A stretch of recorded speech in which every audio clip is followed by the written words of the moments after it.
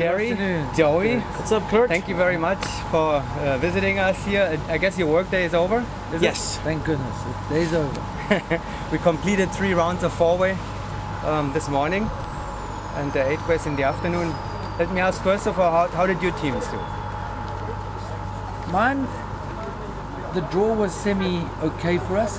Nothing fast in the first 3 rounds, so there was not too much they could do wrong, but one or two teams struggled a little bit with the exits, so we kind of left the day after the 3 rounds thinking we're okay. I had no disasters, but I never had perfect jumps, so a little bit tough. Was it the different airplane making the difference? A little bit, a lack of practice at the aircraft. I think the left-hand door is no problem. It's even bigger in certain stuff, so it's easier, but then the timing out the door, we're struggling a little bit. But in free fall, it's going good. And so that is, you are working with Incognito? Incognito, the German girls. The Dutch had a bad 10 exit. That's Energy, right? Energy. And then Sonic Nuts. Look Hello. You're Hi, Marcella. And that's Marcella? Yeah. No, and then Sonic Nuts from Great Britain. And they had a bad first jump, the 8 out the door. But let's go a little bit further. And how is the UK championship going here? It's like a second version of yes.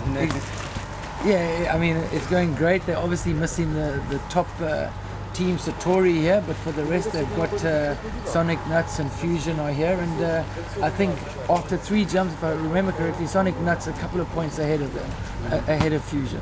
Joey, what do you think the best guys from England are on the Italian team, aren't they? Sorry. Funny. You mean Stefano? Stefano and Hamiltoni. Hamiltoni, yeah. All right, Joey. Well, how's Hayabusa doing so far? Hayabusa's it's doing pretty good.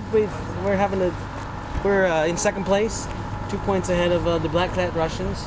Is it disappointing or good? We're not disappointed. We had 1 bust that tried to go back, and that never really helps. That cost us 2 points.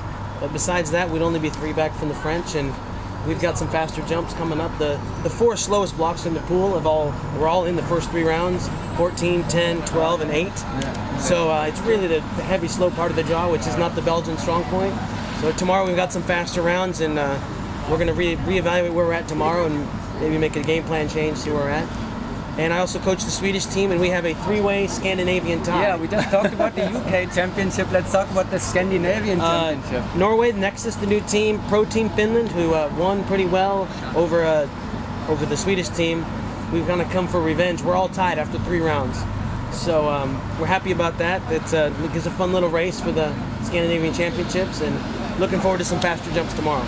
Gary, you tell us more now. We had the UK championship, we had the Scandinavian championship, now back to the German championship now. Yeah, it's repeating. It's repeating. The German girl, the Czechs are looking as solid as they were at the nationals. I haven't seen all their exits, but their scores indicate that they're handling the let well. The Incognito also jumping great. They didn't have a great last jump. They had a reserve handle out the door, and they went all the way down. Some distraction, but I don't think it's an excuse for the score. But again, 3 rounds down, and they're 2 points behind, and it's not much, but we can't keep falling behind, and that's what happened at Saint Louis, the German national. So we've got to turn something around tomorrow, and hopefully they can do it. Like Joey said, faster jumps come up. It's their style. They are quick, but the Czechs also proved in Saint Louis that they are solid and they are fast. So it's a good race. Let's go a little bit even further back. I don't know how many people actually in our audience, if everybody knows, they know everything, of course. The NSL news audience knows usually everything. but I don't know if they really know that you guys, the 2 of you, were actually the front piece of the world champions in 2004, right? 2004, yes. Is it kind of fun working together on a different scenario now? Yeah. I mean, we don't see each other too much, because I live in Europe now mostly, but I guess you do too now too. Yeah. It's always great. I think when you're in a team together, you go through so much blood, sweat and tears, and it's almost sad when the team ends and you don't see each other. You know, I've obviously been back in Deland. I can see Doug and Solly and Joey. It's been great that we've met up in the tunnel. But like he says, very seldom have we seen each other. The teams don't always train in the same location. So it's been great for me to catch up with them. if you look back now, and you look at the today's top teams, would the D-Land Magic be able to keep up with them still? Of course. I mean, there's a lot of things that come into play. One, larger wind tunnels, and a 1-point bust. Oh, true, yeah. I mean, we did a 23-point average a couple times with 8-10 points in bust, so we're already at 23.5 right there. And we did that in the 12-foot wind tunnel with two of the tallest guys competing. So just if I take that into consideration, you know, but we're not competing today, so it doesn't matter. I mean, that was our time, and we did the first 22s and the first 23 averages, and we doing the best guy in the world at the time. And when we retired, so is that close to airspeed? Is it far away? Or do you think how would airspeed do on these runs? The French look is probably as good as I've seen them. They're looking really good. You said you haven't got to see their jumps, but it's the timing of my teams has allowed me to see some jumps, and they look really strong. Their last jump was almost 22 points. It's a close of a bipole. It's a long way. I mean, they look really strong. Belgians are skydiving well and had one mess up, and are still a point behind, despite their bust. So I mean, even in pace-wise, they're a point behind, and that's every round. So last, let's make a few guesses here to finish this off. Who wins the German championship? I hope Incognito. I hope they can change it, but obviously you go with the solid chicas. They are great. With coaching Incognito, I know we can do it. I know that the girls can, you know, turn things around in the speed, and we don't even need a slip from the chicas, but if we can keep the pressure on them, anything can change. So it's a 2-horse race. They have the future anyway. They're young. Who wins the Scandinavian championship? I mean, pro team showed themselves to be quite a bit stronger, but we did a little bit of training with the Swedish team, and I mean, obviously I got to put my hat behind the Swedes, but that's anybody's game. Nexus is a young, hardcore team with Marco behind them, and pro team had Matthias and doing stuff on their own, but it's anybody's ball game right now. All teams are skydiving pretty well and pretty equally. Who wins the UK championship? Sonic Nuts. Sonic Nuts. The Titan team. I think Sonic Nuts look a little bit quicker than Fusion right now, and they've had some trouble. I believe Fusion as well, but I think they're ahead. There's a poll also on the NSL website who's going to win the World Cup in the open class, and it's tied so far between Hayabusa and France. So who's going to win the 4-way open here?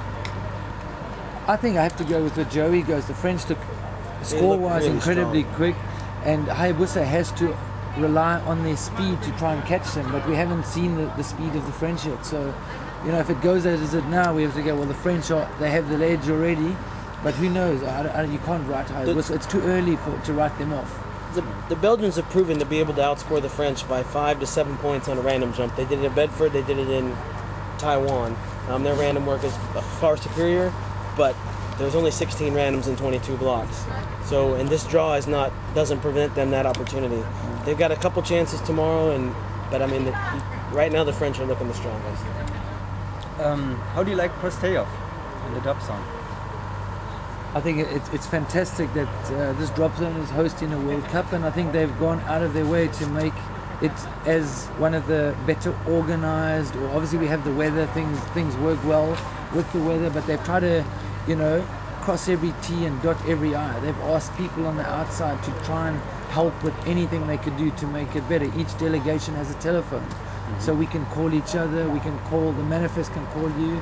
I think they've done some research and they've got great ideas, and I really think it's great. I mean, I've competed or coached at 10 World Meets or 13 World Cups and World Championships, and this is probably one of the best organized so far. Short, quick opening ceremonies. We didn't stand around a long time. Phones for to contact the organization if you have trouble immediately. You know, the food is relatively cheap in town. I mean, the weather's been good. The planes are flying. It's so far they've done a great job. Great. Well, gentlemen, let's do the same thing tomorrow again. See what tomorrow happens, and then meet again, chat a little bit. And thanks for taking the time. Let's watch some 8-way now. Thank you. Good. Thank you. Either tomorrow or the next morning, because the 4-way is going to be at the end of the day. They're changing. So we're gonna be done at night, and we'll probably go like this. Yeah, that will be late probably. Let's meet.